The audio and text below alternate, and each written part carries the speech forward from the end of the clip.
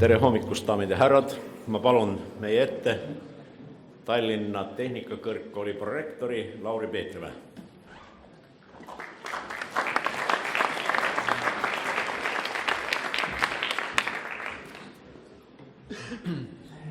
Head seminarist osavõtjad, tere tulemast Tallinna Tehnikakõrgkooli seminarile ehitusjuhtimise kaasaegsed meetodid. Olles veel Tehnikakõrgkooli 100. aastapäeva tähistamise lainel, mõtlesin sissejuhatavalt mõelda ennast 100 aastat tagasi Tallinna kesklinna linnaruumi ja mõttes kõrvutada kahte fotot, ühte siis 100 aasta tagusest ajast ja ühte siis 2015. aastast. Et kui me seda saaksime teha või teeksime, siis me näeksime, et mitmed elemendid nendel fotodel on muutunud. Inimeste riietus ilmselt on väga erinev 100 aasta tagusest ajast. Mõned autod, mida me näeme, on 100 aasta tagusel pildil teistsugused ja nii edasi. Ja nüüd me võiksime mõttemänguna mõelda, et need hooned, mida me näeme, nii mõnigi nendest hoonetest ju on praegu alles, püsib ja me tunneme selle hoone hõlpsasti ära. Kui mõelda nüüd ehitusjuhtimise protsessi peale, siis me võiksime küsida sissejuhatavalt, et kui palju on ehitusjuhtimise protsessis muutunud 100 aastaga ja mis on muutunud. Ja kui me võtame veel arvesse selle, mis on toimunud näiteks materjaliteaduses või infotehnoloogia sektoris, siis seda huvitavamaks see küsimus läheb. Ja nüüd võib-olla oleks see küsimus, mida siis me tänasel konverentsil, millele me tänasel konverentsil siis peaksimegi ju mingil määral vastama. Mul on väga hea meel sellest, et kui ma tänase konverentsi kava vaatan, siis lisaks tõelistele maailma tippspetsialistidele nagu Rafael Saks või siis ka meie enda Eesti tippspetsialistidele on esinejate hulgas meie enda kooli vilistlased, Meeli ja Ergo. Ja mul on veel ühest asjast väga hea meel. Kindlasti on vaja ka teoorias arutleda selle valdkonna põhiküsimuste üle, aga meie kool on viimase aasta jooksul saanud ka midagi reaalselt ellu viia. Eesti keeles kõlab see järgnev lause võib-olla natuke naljakalt, aga midagi käega katsutavat, milleks on virtuaalreaalsuse labor. Nii et teil avaneb võimalus siis soovijatel ka selle laboriga täna tutvuda. Aga mina siin lõpetaksin, soovin teile siis sellist töist ja timmitud konverentsi ja annaksin sõna Ennule. Aitäh!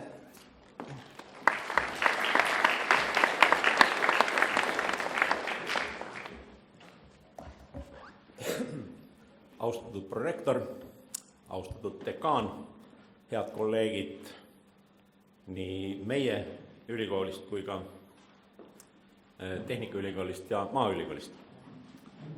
Daamid ja härrad, juhindudes meie nii-öelda vanema venna kogemusest ja tuletades meelde betoonitehnoloogia päeva, mida selle päeva meeskond vedas siin mõningad nädalad tagasi, ma hetkeks kordaksin neid ja teeksin seoses Tallinna Tehnikakõrgkooli 100. aastapäevaga ka põgusa tagasivaate projektijuhi päeva lähiminevikku. Tallinna Tehnikakõrgkool oma 100-aastase tegevuse jooksul on tubli 70 aastat hoidnud ehituse juhtimist ühe prioriteetse erialana. Ja ainus esimene soovitus teile on, et kui esimene loengusett lõpeb ja te väljute, siis minge ja seiske mõnikümmend sekundit silm silma vastu meie aukorrusel Arvo Eskiga, mehega, kes lõi koolkonna, väärika mehega, väga täpse ja timmitud mehena ja mul on väga suur au, et nii mina kui ka minu nooremad kolleegid, kes on minust poole nooremad, võime nimetada, et me oleme Arvo Veski koolkonna jätkajad. Kõrgkoolid läbivad nii nagu ka tudengid igal eksamisessioonil periooditi niisugust rahvusvahelist auditeerimist.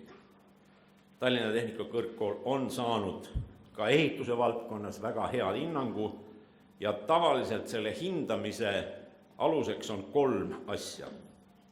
Uuendusmeelsus ehk innovaatilisus ja kui te vaatate kava, siis täna me räägime siin innovaatikast ja meil on koolis uuendusmeelne õppejõudkond ja ka uuendusmeelne üliõpilaskond.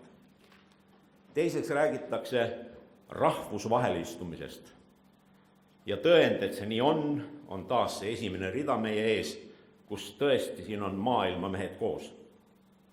Ja 3, kuna meie ülikooli nimesse, eriti inglise keeles University of Applied Science, on kirjutatud, et me oleme rakenduskõrgkool.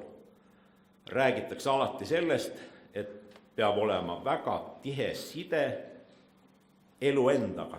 Ja ka selles valdkonnas on nii meie õppejõudkond kui ka üliõpilased meid nagu ehitusturule ootavate institutsioonide poolt heaks kiidetud. Eriti Eesti Ehitusettevõtete Liit, kes ütleb, et Tallinna Tehnikakõrgkooli õppeprogrammis on piisav osa praktikal. Need praktikad on väga sisulised. Tudengid leiavad endale õppeprotsessis juba selle valdkonna, kus nad tunnevad ennast kõige tugevamini ja sisenevad ehitusturule juba tõsiselt eluga kontaktis olevatena. 2009. aasta novembris seisis teie ees siin Lauri Koskela. Kas on teie hulgas mõni inimene, kes on siin saalis 7. korda peale minu, peale Ergo, peale Siimu? Kes sa seal oled taga? Reet. Tere.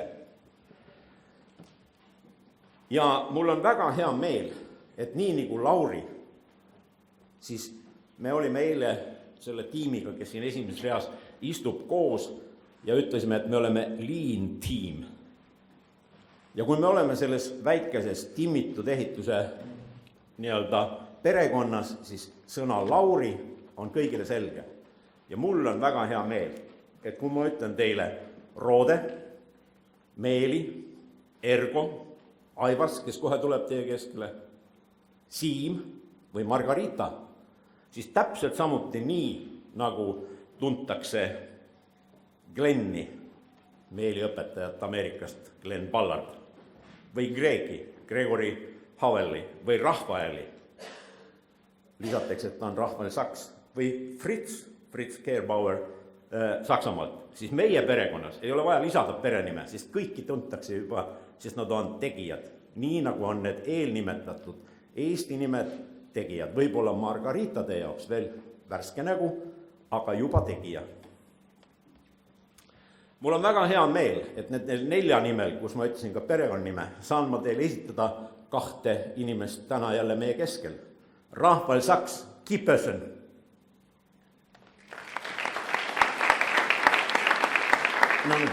Ja Fritz Kebar. Tema on see mees, kes on meie keskel täna kui supervisor või omaniku järelevalve. Ta teeb meie tehtud tööst õhtul kokkuvõtte, andes hinnangu kui emeriitprofessor, mees, kes on 10 aastat töötanud ehitusplatsil ja lõpetas Karlsruhe ülikoolis ehitusteaduskonna pomona.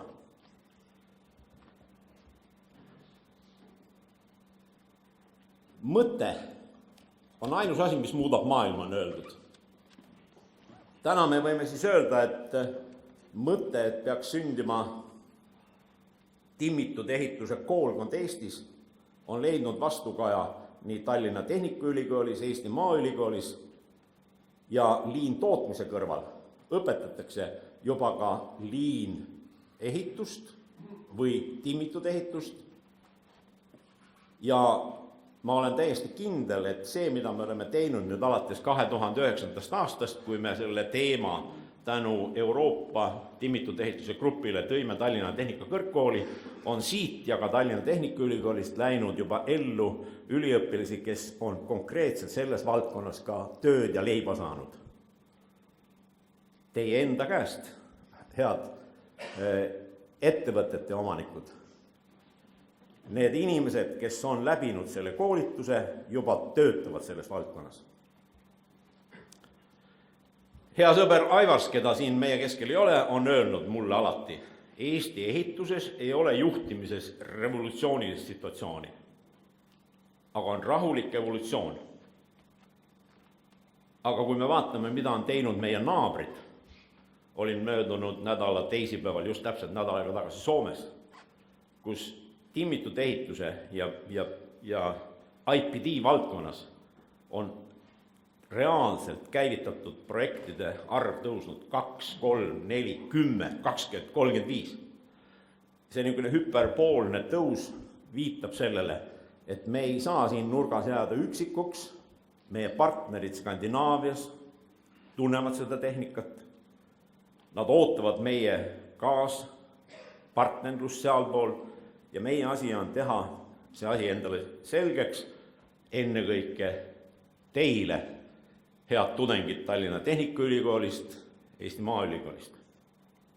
Selleks, et läbi viia kiirendus, on meil olemas kõik kontaktid maailma, USA-sse, Iisraeli, Saksamaale, Portugali.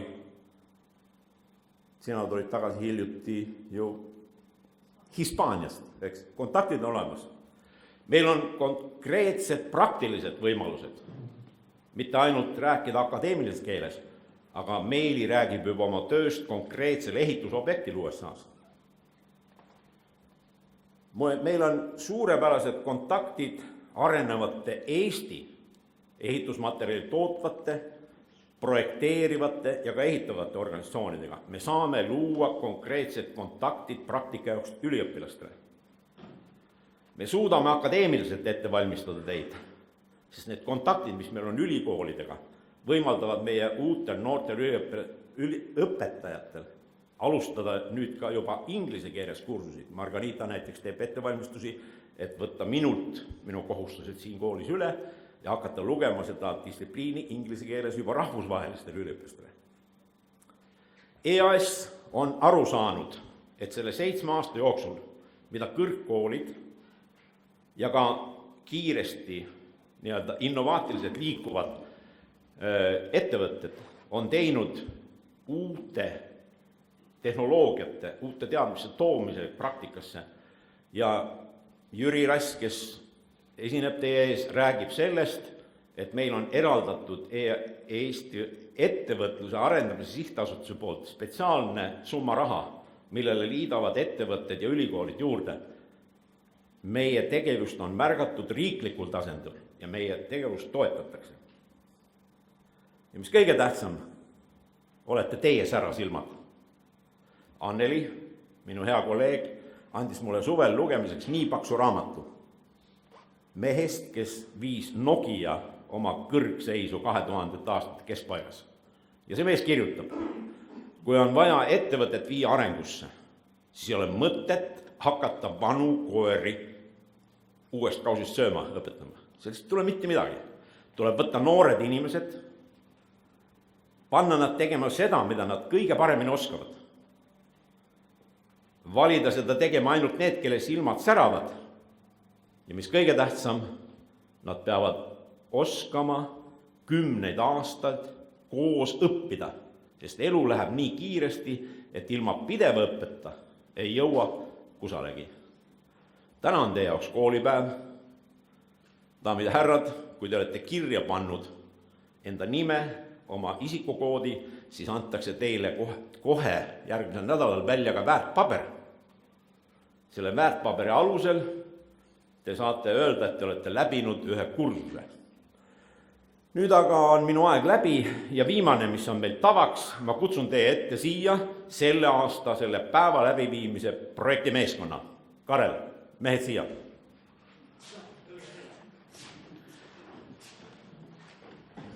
nii nagu te näete, daamid ja härrad, on alati meie keskel ka võluvaid daame. Karel Luiga, meeskonna juht, hoiab kõiki, mis liigub. Rainis Tammar, raha ja väärtpaberid. Kui raha makstud, saate vastu väärtpaberi. Kui raha makstud ei ole, siis paberid ei liigu, eks. Selge. Meil on väga hästi suletud rahakotirauad. Ainult siis, kui on kõik korras, saate selle paberi. Tühi kott püsti ei seisa. Erik Pirn on müünud, aga meie Henri Kullamäe annab teil nii kohvi kui toidupausid, kui on mingid pretensioone, pöörduge tema poole.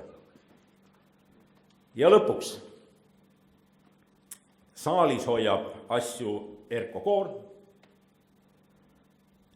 Ja vähe sellest, te olete ju teadlikud sellest, et järgmisel aastal on see sama üritus taas Tallinna Tehnikaülikoolis, siis veab seda asja õppejõudude poolt ilmselt Margarita, aga teie keskel siin meeskonnas on Marleel Lobjakas, järgmise projektipäeva projektijuht Tallinna Tehnikaülikoolist. Ja veel, seal on 4 inimest. Esimesed kursused, kelle nimed me jätame teil saladuse, neid me tutvustame ülejärgmisel aastal, aga nendegi keskel on üks daam. Nii et niisugune järjepidevus projektide läbiviimiseks on meil tavaks saanud. Aitäh! Ma lõpetan ja annan sõna minu heale kolleegile, Eesti Timmitud ehituse tugirühma asutajaliikmele Roodele.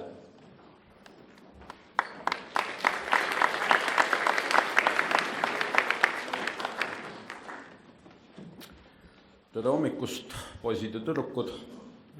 Nii tore näha jälle hulk särasilmi siin. Ma tunnistan, et ma pole kunagi kuulnud Ennu nii pikalt ja sisukalt kõnelemas, nagu täna. Temalgi täna niisugune sära silmades, et vaata, kui suure asjaga hakkama saadud. Aga ma ikkagi tulen kõigepealt, sa ütlesid Lauri, aga ma mõtlen nüüd praegu teist Laurit, kes sinu kõrval istub. Teie ülemus siin, Lauri Peeklimägi siis, loomulikult meenutas ta hetkel 100 aastat ja ma selle tähtpäeva puhul tahan muidugi Tõka peret igatpidi õnnitleda. Meie kui Tehnikaülikool ja suurem vend, me ei ole suutnud veel 100-aastaseks saada, aga kindlasti me saame lähiaastatel ja siis on pidu ka meie õue peal. Aga Lauri siin hakkas natukene võrdlema ja eks siis Enn ka võrdles samamoodi Tehnikaülikooli ja Tõkat. Ausalt öelda, kuhu nüüd see kriips tõmmata siis? Lauri ise on ju tipi lõpetanud, Enn, sinagi oled tipi lõpetanud. Kõik need, keda siin öeldi, et need on Tõka lõpetanud, nad on ka tipi lõpetanud. Ja vastupidi. Seega, nii nagu ikka öeldakse, head teooriat saab teha ainult tuginedes praktikale ja praktika võimaldab või ütleme, teooria genereerimine on ikkagi ka praktikute poolt sageli toimunud. Ning astudes nüüd sammu edasi ja mõeldes, mis hea pärast te siia täna üldse tulite. Meenutage, Enn meenutas siin 7 viimast aastat, aga meenutage oma lapsepõlve, kui hommikul, enam-vähem niisugusel kellaajal nagu praegugi, ema püüdis teile sisse suruda värsket mannaputlu ja siis te pläkerdasite ja kindlasti ei olnud nõus selle mannapudru lusikatäie vastuvõtmisega. Ja siis oli enamikel juhtudel ikkagi jutt niimoodi, et vaata laps, kui sa nüüd seda mannapudru ära ei söö, siis tuleb kole koll ja sööb selle pudru ise ära või ma ei tea, mis veel. kui nüüd mõelda selle motivatsiooni peale, miks teie täna siin olete ja teemaks on kaasaegsed juhtimismeetodid, siis sõna BIM on ilmselt kõigile teile ju arusaadav, juba te oskate seda akronüümi väga ilusti lahti võtta. Ja kas äkki ei ole põhjus selles, et see, kes täna ei koolita ennast ja kes ei mõtle tuleviku peale, siis mõnigi teie tööandja võib öelda, poiss, tüdruk, kui sa täna ei õpi tundma BIM-i, siis homme tuleb seesama BIM ja võtab sul töö käest ära, võtab su töökoha käest ära, sellepärast et sina ei saa hakkama. Loomulikult, kui te lööte lahti nüüd uue standardi, kus on BIM-i terminoloogia sees, siis kõrvuti sõnaga BIM on seal ka sõna BOM. Ma ei hakka seda siin akronüümina lahti ütlema, otsige ise välja, mida tähendab BOM, BOM. Nii et ilmselt nii BIM kui BOM tulevad ja on igapäevaseks töövahendiks teie jaoks, kas nüüd päris homme, aga ülehomme ja järgmisel aastal kindlasti. Ning viimane asi, see pikk jutt kokku võtta, on sellega, et dear boys and girls, it's my pleasure now to introduce my colleague from Israel. It's Associate Professor Rafael Sachs, who has come over and with great pleasure is going to talk about BIM, the BIM-related activities worldwide, I would say, not in Israel, because he is considered one of the leading experts in this field. And Rafael, just the floor is yours. Please come over.